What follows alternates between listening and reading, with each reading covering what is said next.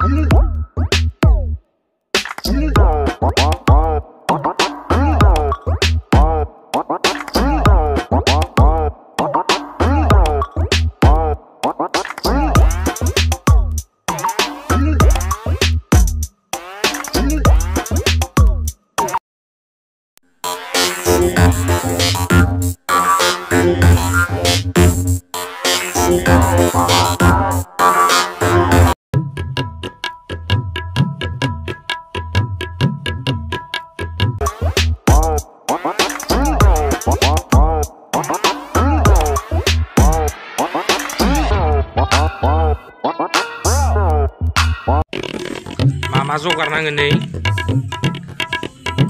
बेकलाइटनि बे गैयाबा साक जाया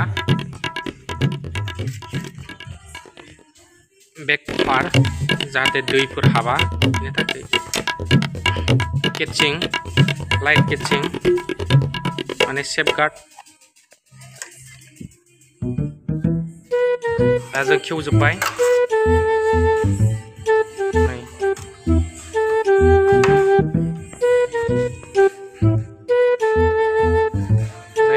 वेल्डिं खालामगासिनो जों आखाइमोन लाइटआ मोनसे दा बेखौ बनायदों वेल्डिं खालामगोन बेफोरखौ नांगौ जायो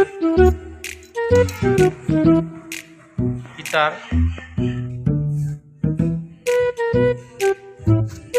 बहुद जगार नांगौ